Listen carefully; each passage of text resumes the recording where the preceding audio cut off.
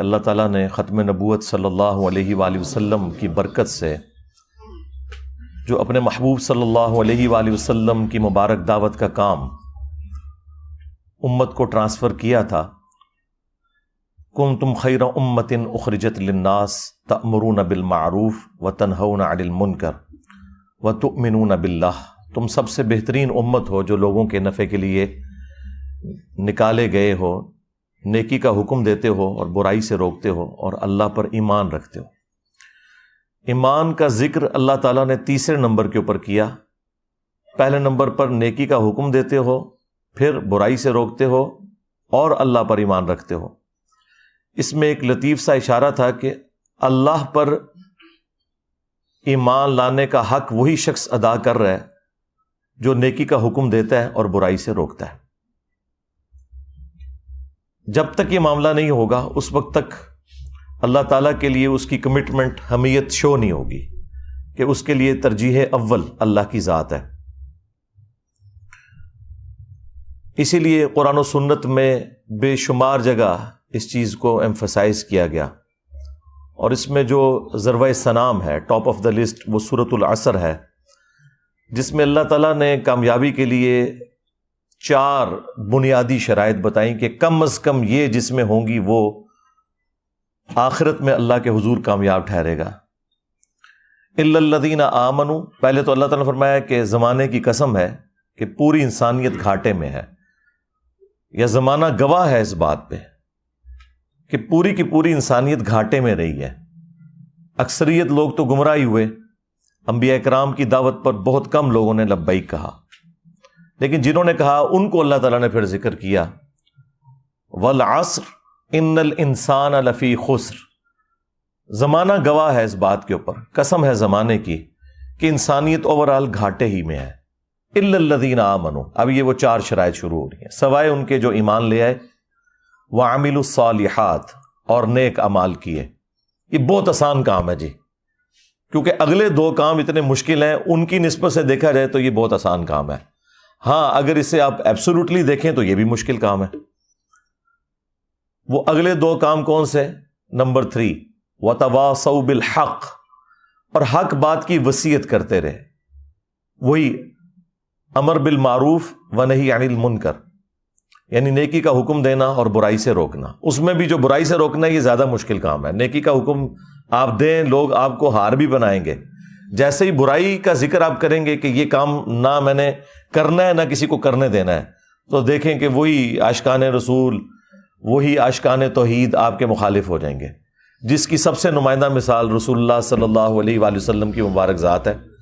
یعنی ایک شخص 40 سال تک مکے کے لوگوں کی آنکھوں کا تارا ہے، اور ایک دعوت توحید بلند کرنے کے اوپر یہ حال ہو گیا ہے کہ ان کو اپنی جان بچا کر رات کے وقت ہجرت کرنی پڑی ہے اسی شہر سے جہاں ان سے بڑھ کر کوئی محبوب نہیں تھا، اور اس کی سب سے بڑی نشانی یہ تھی کہ لوگ آپ کو صادق اور امین کہتے تھے، اور اپنی امانتیں، اس زمانے میں بینک تو نہیں ہوتے تھے، تو سیکیورٹی کے لیے آپ کے پاس رکھواتے تھے کہ بھئی یہاں جمع کروا دی تو سمجھو محفوظ ہوگی، یہ شخص نہ کسی کو دغا دے گا، نہ کسی سے جھوٹ بولے گا، نہ کسی کے ساتھ فراڈ کرے گا۔ تو اگر رسول اللہ صلی اللہ علیہ وآلہ وسلم کا یہ سٹیٹس ہے تو باقی تو شاہی کوئی نہیں، پھر سیدھی سی بات ہے۔ اور چوتھی شرط بتائی، وَتَوَاصَوْا بِالصَّبْرِ، پھر صبر کی تلقین بھی ساتھ کرنی ہوگی، یعنی یہ آپ کو ساتھ بتانا ہوگا کہ حق گوئی کا اینڈ رزلٹ جو ہے وہ تکلیف ہے، اس کے بغیر تو اللہ تعالیٰ نے چھوڑنا نہیں ہے۔ اس لیے آپ دیکھیں کہ انبیاء کرام علیہ السلام کے اوپر اتنی تکالیف آتی ہیں۔ یہ جو آپ کو وائزین بتاتے ہیں نا کہ اللہ کے راستے پر چلنے کا الٹیمیٹ انجام یہ ہے کہ انسان کو کوئی سکھ نصیب ہو جاتا ہے دنیا میں، تو یہ بالکل آپ کو غلط بتاتے ہیں۔ ہاں یہ بات درست ہے کہ دنیا میں آئی ہوئی تکلیف برداشت کرنا آسان ہو جاتا ہے، اور یہی ہے فی الدنیا حسنہ۔ فی الدنیا حسنہ کا یہ مطلب نہیں ہے کہ آپ کو تکلیف نہیں آئے گی، ورنہ تو انبیاء کرام علیہ السلام کو کوئی تکلیف نہ آتی، ان کے اہل البیت علیہ السلام کو کوئی تکلیف نہ آتی، ان کے جانثار صحابہ کرام علیہم رضوان کو کوئی تکلیف نہ آتی، لیکن ان کی تکلیفیں جب ہم دیکھتے ہیں تو ہم تو ان کے مقابلے میں شاہی کوئی نہیں۔ یہاں تو پھر بھی لاش گھر واپس آ جاتی ہے. آپ ذرا امیجن کریں کہ جو صحابہ کرام اور تابعین جنگ یرموک میں اور قادسیہ میں اتنی دور گھر سے 1000 کلومیٹر 1500 کلومیٹر گئے اور جو راستے میں بھی فوت ہوئے اور جو میدان جنگ میں شہید ہوئے, تو ان کی قبریں وہیں بنتی تھیں. وہ لاشیں واپس نہیں آتی تھیں, نہ آ سکتی تھی. ظاہر ہے وہ پھر لاش ڈیکمپوز ہونا شروع ہو جاتی ہے. آج کل تو ہمارے پاس چونکہ ہوائی جہاز کا سفر ہے, ڈی فریزر موجود ہیں اور یہ سارے کے سارے سرد خانوں والا سلسلہ شروع ہے, تو اس لیے اس زمانے میں تو ایون امیر حمزہ آپ دیکھ لیں, وہ تو مدینہ شریف کے بالکل ساتھ غزوہ احد کا میدان ہے, ان کو مدینے میں نہیں لا کے دفن کیا گیا, وہیں احد کے میدان میں ان کی قبر بنی ہے. تو جہاں جہاں ہوتے تھے, جنگ یمامہ میں جو لوگ شہید ہوئے ہیں آپ دیکھیں, عمر سیریز میں انہوں نے فلمایا نہیں ہے, وہ جو صحابہ کرام 700 سے زیادہ تو حفاظ شہید ہوئے تھے, ان کی قبریں وہیں اسی میدان میں بنی ہیں. وہ جو جھوٹا کذاب تھا مسلمہ کذاب, اس کے خلاف جو جنگ ہوئی, تو لاشیں گھر نہیں آیا کرتی تھیں. تو آپ اندازہ کریں, اس کا مطلب ہے کہ صحابہ کرام جب بھی گھروں سے نکلتے تھے تو وہ واقعی الوداعی ملاقات ہوتی تھی. وہ آپ والی نہیں جو آپ حج اور عمرے پہ جاتے ہیں, آپ تو ملاقات اس لیے کر کے جاتے ہیں نا کہ بتا کے جائیں کہ میں چلے آ جائیں, اور ساتھ یہ میسج دیتے ہیں کہ جب میں واپس آؤں گا تو پھر مبارک کے لیے میرے گھر آنا ہے, ادروائز میں پوری زندگی اپنے دل میں تیرے خلاف بغض چھپا کے رکھوں گا کہ تو آیا نہیں تھا مبارکباد دینے. لیکن ادھر تو بھائی معاملہ ہی کچھ اور تھا. تو یہ ختم نبوت صلی اللہ علیہ وآلہ وسلم کی برکت سے یہ جو کام شفٹ ہوا ہے, وتواصوا بالحق اور وتواصوا بالصبر, یا امر بالمعروف ونہی عن المنکر, یہ بہت مشکل کام ہے, یہ نبیوں والا کام ہے. لیکن اس کائنات کا سب سے بڑا انعام وہ ہے انبیاء کرام کا جنت میں پڑوس, جو انسان خود حاصل کر سکتا ہے محنت سے. اس سے بڑا بھی ایک انعام ہے, لیکن وہ انسان محنت سے حاصل نہیں کر سکتا. وہ یہ ہے کہ انسان کو اللہ تعالیٰ پیغمبر بنا دے. یہ وہبی ہے, یہ کسبی نہیں ہے, یعنی اللہ کے عطا کرنے پر ہے. اس کے علاوہ جتنے بھی مراتب ہیں وہ محنت سے حاصل ہو سکتے ہیں.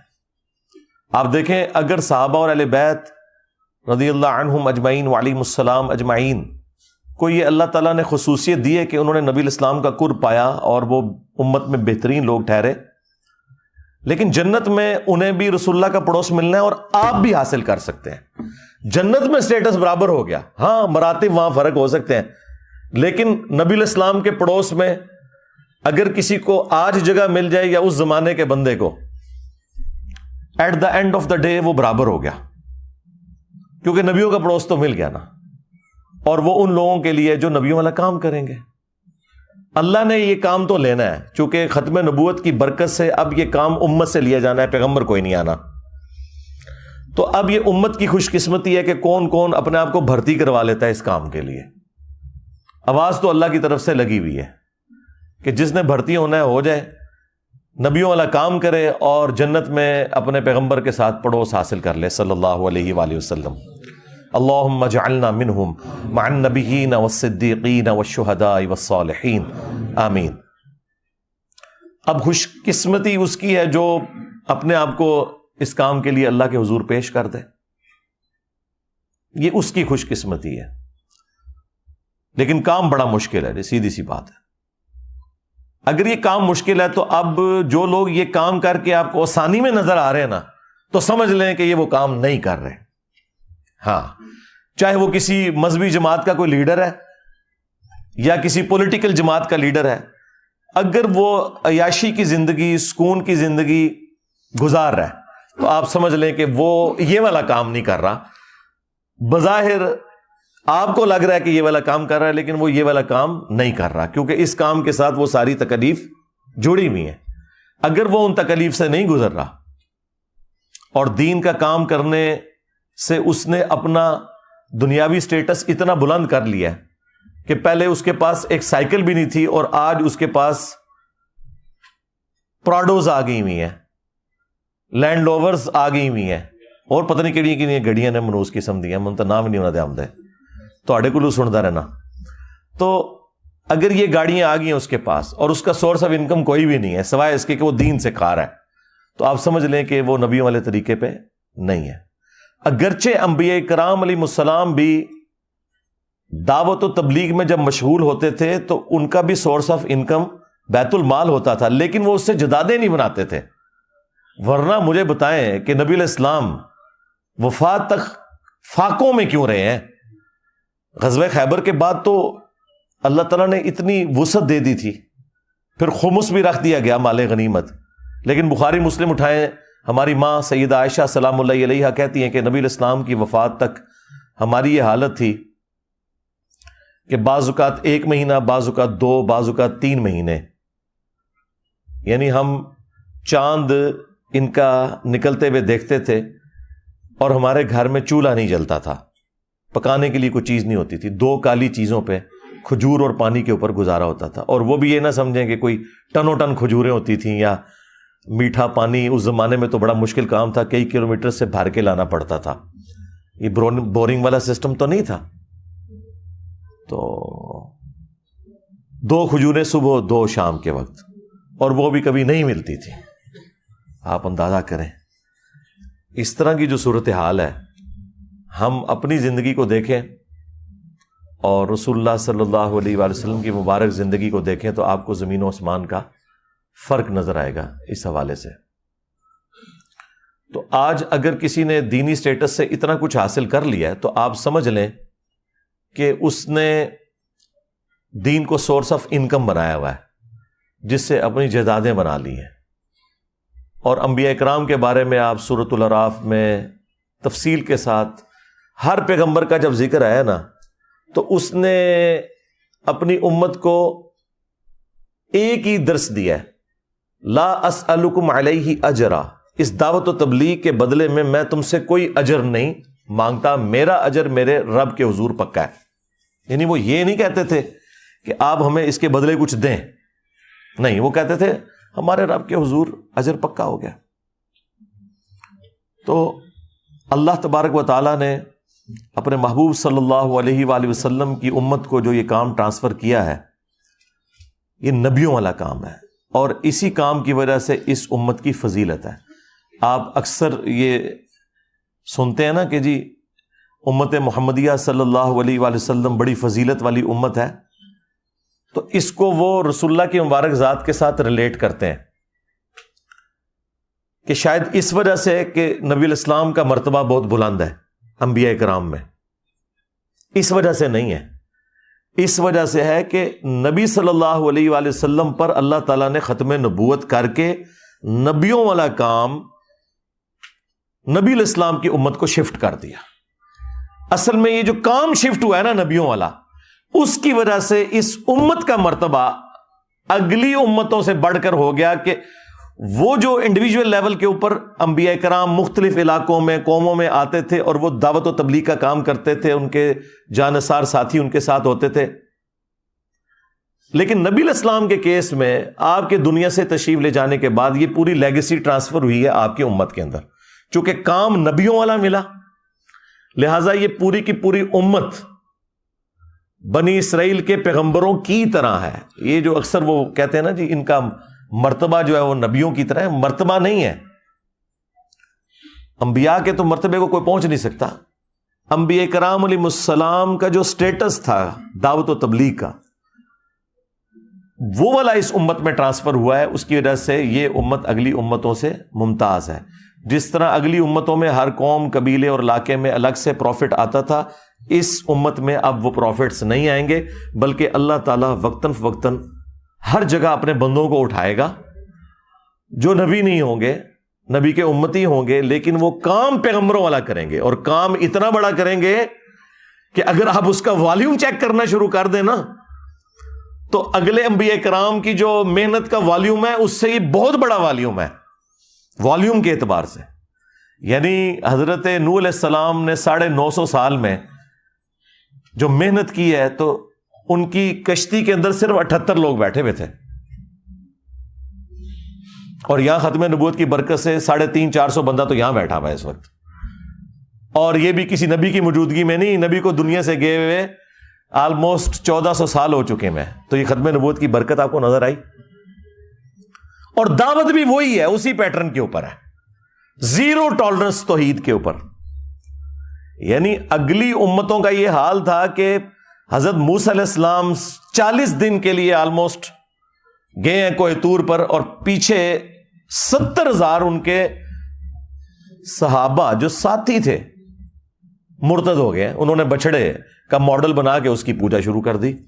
ایک دن میں 70,000 وہ قتل ہوئے، اور عام انسان نہیں، حضرت موسیٰ کے اصحاب. لیکن اللہ نے ان کی توبہ قبول کر لی. وہ قرآن میں ہے کہ توبہ قبول ہو گئی، لیکن کہا گیا کہ توبہ یہ ہے کہ قتل کیے جائیں گے. دنیا میں اب ان کو رہنے کا حق نہیں ہے، اب ان کو جنت ملے گی لیکن دنیا میں ان کی گردنیں اتریں گی. اور ادھر دیکھیں نبی علیہ السلام کو تشریف لے جائے ہوئے 1400 سال تقریباً گزر چکے ہیں، لیکن توحید اسی طریقے سے ٹنا ٹن ہے، زیرو ٹالرنس ہے. اور اگر کسی کو سمجھ نہیں آ رہی نا تو ہمارے پلیٹ فارم کی برکات دیکھ لے اور بتائے کہ اس توحید میں کوئی شخص کوئی حرف کوئی کلام کر کے بتائے کہ قرآن میں جو اللہ تعالیٰ نے جس پیشن سے توحید بیان کی ہے، جو نبیوں والی توحید ہے، شیطانی بابوں والی توحید نہیں، شیطانی توحید نہیں بلکہ رحمانی توحید. اس کے اوپر میں تفصیلی کئی ایک ویڈیوز میں بول چکا ہوں. تو یہ برکت ہے ختم نبوت کی. بخاری مسلم میں حدیث ہے قیامت والے دن کئی انبیاء اس حال میں آئیں گے، کسی کے ساتھ 4 امتی، کسی کے ساتھ 3، کسی کے ساتھ 2، کسی کے ساتھ 1، اور کسی کے ساتھ ایک بھی نہیں ہوگا. ایک بھی امتی نہیں ہوگا جو ایمان لایا ہو. اب اس اعتبار سے ذرا اس امت کو دیکھیں تو آپ برکات دیکھ لیں. بخاری مسلم دونوں میں حدیث ہے، نبی علیہ السلام نے فرمایا کہ جنتیوں کا نصف میری امت سے ہوگا. ہاں، اور ایک اور حدیث ہے بخاری و مسلم میں، نبی صلی اللہ علیہ وآلہ وسلم نے فرمایا کہ اگلے انبیاء پہ جو لوگ ایمان لے کر آتے تھے ان کے معجزات کی وجہ سے لاتے تھے. مجھے اللہ نے وحی کا معجزہ دیا، یعنی قرآن. میں اللہ سے امید کرتا ہوں کہ سب سے زیادہ جنت میں جانے والے پیروکار میرے ہوں گے، کیونکہ میرا معجزہ سب سے بڑا ہے. یہ نبی علیہ السلام کا معجزہ قرآن، ٹھیک ہے. اور یہ اتنا بڑا معجزہ ہے کہ یہ اتنی لاڈلی کتاب ہے کہ اس سے پہلے کوئی کتاب اللہ نے محفوظ بھی نہیں کی، اور وہ بھی ختم نبوت کی برکت سے ایسا ہوا کہ چلو نبی تو دنیا میں موجود نہیں ہے، لیکن نبی کا خلیفہ، نبی کا وصی، نبی کا سلیبس وہ اللہ تعالیٰ نے محفوظ کر دیا. انا نحن نزلنا الذکر وانا لہ لحافظون، سورۃ الحجر آیت نمبر 9. بے شک اس الذکر قرآن یاد دہانی کو ہم نے نازل کیا، ہم ہی اس کی حفاظت فرمانے والے ہیں. تو اس کو اللہ تعالیٰ نے قیامت تک کے لیے محفوظ کر دیا تاکہ کوئی شخص یہ گلا نہ کر سکے کہ ہم نے تو پیغمبر کا زمانہ پایا ہی نہیں، ہمیں تو پتہ ہی نہیں تھا حق کیا ہے. اگلی امتیں گلا کر سکتی تھی، لیکن ان کا گلا اللہ نے اس طرح دور کیا کہ ہر نبی جب فوت ہوتا تھا نا تو فوت ہونے سے پہلے اپنی جگہ ایک اور پیغمبر کو خلیفہ چھوڑ کے جاتا تھا. اب ختم نبوت کی برکت سے اس امت میں تو نبی نے آنا کوئی نہیں ہے، تو اللہ تعالیٰ نے نبی علیہ السلام کا خلیفہ قرآن چھوڑ دیا، اور سنت یا صحیح الاسناد احادیث اسی کی تفسیر ہے. اصل میں تو خلیفہ قرآن ہے. اور امت کا یہ حال ہے کہ امت کی اکثریت بشمول علماء کے قرآن انہوں نے ترجمے سے پڑھا ہی نہیں ہے. اگر پڑھا بھی ہے تو انہوں نے قرآن کو اپنا امام نہیں مانا کہ قرآن کو ہم اس لیے پڑھیں کہ ہم نے قرآن کے مطابق اپنے عقیدے کرنے ہیں، بلکہ انہوں نے یہ کیا کہ ہم قرآن اس لیے پڑھیں کہ اپنے جو بزرگ بابوں کے عقیدے ہیں نا وہ قرآن میں کہاں ثابت ہوتے ہیں، اور قرآن کی کون سی آیات جو ہیں وہ ہمارے بزرگوں کے عقائد کے خلاف ہے تو ان کا ہم جھوٹا جواب تلاش کرنے کی کوشش کریں. جس کا سب سے بڑا ثبوت ہے کہ 10-10 20-20 30-30 جلدوں کے اوپر قرآن کی تفسیریں لکھ کے لوگ مر گئے، اور حالت یہ ہے کہ پہلے صفحے پہ لکھا تھا ایاک نعبد و ایاک نستعین، اور اس کی تفسیر میں انہوں نے لکھا کہ یا علی مدد بھی ثابت ہے، ہاں یا عبد القادر جیلانی بھی ثابت ہے. یعنی جس بندے نے قرآن کی تفسیر سے یہ نکالا ہے، یعنی جو قرآن میں معنی اچھل اچھل کر باہر نکل رہا تھا وہ اس نے قبول نہیں کیا کہ اللہ تیری عبادت کرتے ہیں اور تجھی سے دعا مانگتے ہیں. ایک تو ظاہری اسباب ہے، وہ تو قرآن میں حکم ہے وَتَعَاوَنُوا عَلَى الْبِرِّ وَالتَّقْوَى وَلَا تَعَاوَنُوا عَلَى الْإِثْمِ وَالْعُدْوَانِ، لیکن ایک ہے دعا کرنا جو اللہ کے ساتھ خاص ہے. تو اب مجھے بتائیں انہوں نے کیا تفسیر لکھی، اور توحید نہیں اگر تو باقی تو ساری چیزیں فارغ ہیں. نہ کسی کی محبت رسول قیامت کے دن اسے نفع دے گی، نہ محبت اہل بیت، نہ محبت صحابہ کرام. ہاں دنیا میں ضروری ہے آپ کو نفع دیں گی کہ چندہ آپ کو زیادہ مل جائے گا، ٹھیک ہے. دنیا پہ آپ ختم نبوت کے نام کے اوپر ڈرامہ بازی کریں، چندے ہتھیائیں لوگوں سے، اور عقیدوں میں آپ کے شرک پایا جاتا ہے. اس ختم نبوت کو چاٹنا ہے جس میں شرک پایا جاتا ہے؟ کیا رسول اللہ دنیا میں اس لیے آئے تھے؟ آپ نے اپنی نبوت کا پیغام یہ لوگوں کو دیا تھا کہ میری وفات کے بعد جو ہے وہ قبر والوں سے مانگنا شروع کر دینا اور پھر ساتھ ختم نبوت کے نعرے بھی لگانا؟ اول چیز توحید ہے، اس کے بعد ختم نبوت اور پھر باقی ساری چیزیں. اور ختم نبوت پہ بھی چشتی رسول اللہ، اشعری رسول اللہ کے بعد تو ہم نے ان کو کتنا ایکسپوز کر دیا، ان کے پاس تو بھاگنے کی جگہ ہی کوئی نہیں ہے. تو یہ سارے کے سارا ڈرامہ بازی چل رہی تھی. اور چونکہ حکومتوں میں یہ لوگ بیٹھے ہوتے تھے، کوئی حق بات کرتا تھا اسے قتل کروا دیتے تھے. یوٹیوب، سوشل میڈیا ہے نہیں تھا کہ بات لوگوں کی دوسرے لوگوں تک پہنچتی. یہ تو اللہ تعالیٰ نے چونکہ نشت ثانیہ اسلام کی کرنی ہے، قیامت سے پہلے امام محمد بن عبداللہ المہدی رضی اللہ تعالیٰ عنہ علیہ السلام کے ذریعے اللہ تعالیٰ نے دنیا پہ اسلام کا غلبہ کرنا ہے. اس کے لیے پھر اللہ تعالیٰ نے راہ ہموار کی. اور آج سے چند سال پہلے تک تو کوئی سوچ بھی نہیں سکتا تھا کہ اتنے بڑے لیول کے اوپر ریولوشن آئے گی سوشل میڈیا کی برکت سے، کہ ایک چھوٹے سے پلیٹ فارم کی آواز پوری دنیا کے اندر پہنچ جائے گی. اور وہ آپ دیکھ رہے ہیں اللہ کے فضل سے. اور کیا حالت ہے کہ مجھے تو اب نظر آ رہا ہے کہ باقی تو کسی کی کوئی بات دین کے اوپر سننے کے لیے تیار ہی نہیں ہے. ہمارے جو کمپٹیشن پہ بھی لوگ آئے تھے نا، ان میں سے بھی کئی لوگ اب دین کا کام چھوڑ کے وی لاگز بنانے شروع کر دیے. انہیں پتہ چل گیا کہ یار اب ادھر کیسے ہم اپنا جعلی سودا بیچیں گے جب آپ کو خالص سودا فری مل رہا ہے، اور وہ اتنا خالص ہے کہ اس کا ٹیسٹ لوگوں کو بتا رہا ہے کہ باقی سب لوگ فراڈ کر رہے ہیں. تو اب لوگوں نے کیوں وہ فراڈ والی چیزیں لینی ہے؟ تو جو 2-4 لوگ بچ گئے ہیں مجھے گالیاں نکالنے والے، انہیں بھی میں مشورہ دوں گا کہ آپ جو ہے نا، آپ بھی کیلے صحیح طریقے سے رکھنے کا طریقہ، ہاں، کھیرا کاٹنے کا مدنی طریقہ، یہ چیزیں لوگوں کو سکھایا کریں. دین کا کام چھوڑ دیں یار. آپ لوگوں کا یہ کام ہی نہیں. کیوں؟ ہمارے اس پلیٹ فارم کی برکت سے نہ صرف لوگوں میں یہ اویئرنیس آئی ہے کہ سچائی وہ ہے جو یہاں سے بیان ہو رہی ہے، اس سے بڑھ کر یہ کہ لوگوں میں یہ اویئرنیس آئی ہے کہ باقی جو کچھ بیان کر رہے ہیں نا وہ فراڈ ہی کر رہے ہیں. میرا یہ دعویٰ ہے کہ اس پلیٹ فارم کی برکت سے اب یہ حالت ہے کہ لوگ اگر قرآن و سنت بھی بیان کریں گے نا ہمارے مقابلے پر آ کے، تو آڈینس نہیں ماننے کے لیے تیار ہوگی. وہ کہے گی کہ یہ جھوٹ ہی بول رہے ہیں، کوئی اس طرح کی آیت نہیں ہوگی جب تک کہ وہ خود دیکھ نہ لیں. کیونکہ ظاہر ہے جب انہوں نے آیات پڑھی ایاک نعبد و ایاک نستعین اور اس سے یا لی مدد ثابت کیا، آیت پڑھی واستعینوا بالصبر والصلاۃ، نماز اور صبر کے ذریعے اللہ کی مدد چاہو، اور اس میں سے یہ نہیں انہوں نے بتایا کسی نے آپ کو کہ آپ نے نماز پڑھ کے اللہ کی طرف متوجہ ہونا ہے، صبر کی روش اختیار کرنی ہے تو اللہ کی مدد ساتھ آئے گی، کیونکہ ساتھ ہی لکھا تھا ان اللہ مع الصابرین. صبر اور نماز کے ذریعے اللہ کی مدد چاہو، بے شک اللہ صبر کرنے والوں کے ساتھ ہے. جو اللہ کہہ رہا تھا وہ نہیں انہوں نے بیان کیا، انہوں نے بس یہ ٹکڑا لیا واستعینوا بالصبر والصلاۃ اور کہا دیکھو اس سے ثابت ہوا کہ اللہ کے علاوہ بھی کسی سے مدد مانگی جا سکتی. اور لعنت ہو تہاڈی سوچ اتے. قرآن کی تعریف کرنے والے لوگوں، غداروں، عزتیں اویل کی ہیں تم نے رسول اللہ کے نام کے اوپر، سواریاں سوار کی تم نے مکے اور مدینے کی آوازیں لگا کر، اور پھینکی جا کے اجمیر میں، بغداد میں اور دیوبند اور بریلی کے اندر. غداری کی ہے تم لوگوں نے اپنے نبی کے ساتھ. غدار ہو تم اپنے پیغمبر کے صلی اللہ علیہ وآلہ وسلم. تو یہ اس میں سے نکال رہے ہیں کہ غیر اللہ کی مدد ثابت ہوتی ہے. جی تو آج تک کسی بھی مسلمان نے کہا ہے کہ المدد یا نماز میری مدد فرمائیے مشکل کشا، المدد یا صبر، اور جسے ثابت کر رہے ہو وہ تم نے کبھی نہیں کیا تھا، تو اس سے تم نے غیر اللہ کی مدد اور پھر اپنے بابے پکارنے شروع کر دیے. اس میں بھی یہ نہیں نکل رہا تھا. وہ ساتھ ہی اللہ نے کہہ دیا ان اللہ مع الصابرین، اللہ صبر کرنے والوں کے ساتھ ہے.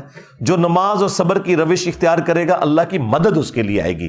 اس میں سے غیر اللہ کی مدد کہاں سے ثابت ہو گئی؟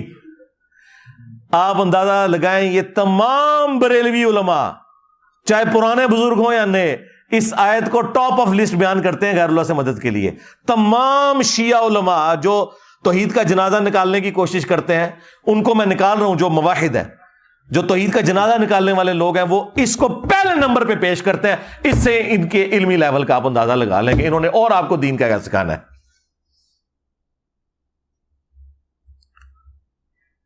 اچھا، کوئی اگر دائی اٹھتا بھی ہے تو وہ غامدی صاحب کی طرح کوشش کرتا ہے کہ پیار محبت سے کوئی بات پہنچانے کی کوشش کریں. تو دیکھ لیں لوگوں کو بات سمجھ نہیں آتی. اگر کسی کو آئی ہے تو وہ وہی لوگ ہیں جو پہلے ممی ڈیڈی تھے, پہلے بھی ان کے دماغ میں فطور نہیں تھا, اب بھی نہیں ہے. لیکن جو کٹر قسم کی پبلک ہے, بریلوی, دیوبندی, اہل حدیث, شیعہ, ان کا تو اس لیول کے اوپر مینٹل ماڈل بن چکا ہے کہ ان کو توڑ کے بھی آپ دوبارہ بنائیں نا, پھر بھی آپ ان کے دماغ میں قرآن و سنت داخل نہیں کر سکتے. لیکن اللہ کے فضل سے ہمارے اس پلیٹ فارم نے آپ دیکھیں کیا دنیا میں تبدیلی آپ کے سامنے نظر آ رہی ہے. اب دنیا میں ہر دینی پلیٹ فارم پتہ ہے دین کی خدمت کیا کر رہا ہے, رپلائی ٹو انجینئر محمد علی مرزا. ہاں آپ دیکھ لیں, جس ٹاپک پہ میں بولتا ہوں نا, میری تصویر لگا کے نا اس ٹاپک کے اوپر اگلا بات کرتے ہیں. یعنی میں بتاؤں گا کہ دین کی کون سی بات آپ نے بیان کرنی ہے. آج اسلام پہ اتنا مشکل وقت آیا. آپ کے پڑوسی ملک میں ایک شخص جس کی دنیا میں سب سے ٹاپ پہ ویورشپ ہے, دھروو راٹھی, اس نے اسلام کے اوپر انجانے میں, بدنیتی کے ساتھ نہیں, ایک حملہ کر دیا عقیدہ توحید کے اوپر. کدھر مر گئے علماء؟ کسی بڑے عالم دین کی کوئی ویڈیو دیکھی ہے کہ اس نے جو پوائنٹ اٹھائے ہیں اس کا جواب دیا ہو؟ ہمیں یہ کہتے تھے نا جی غیر مسلموں کو جواب دیں, جی انجینئر صاحب ہمیں چھوڑ دیں. جی آپ کو کچھ چھوڑ دیں, آپ بھی غیر مسلم ہیں. ہاں بریلویوں سے پوچھیں کہ دیوبندی کیا ہے, دیوبندیوں سے پوچھیں ذرا بریلوی کیا ہے, اہل حدیث سے پوچھیں کہ یہ کیا ہے, ان سے اہل حدیث کے بارے میں پوچھیں. نہ یقین ہے تو المحنت علی المفند پڑھ لیں, حسام الارمین پڑھ لیں, احکام شریعت پڑھ لیں.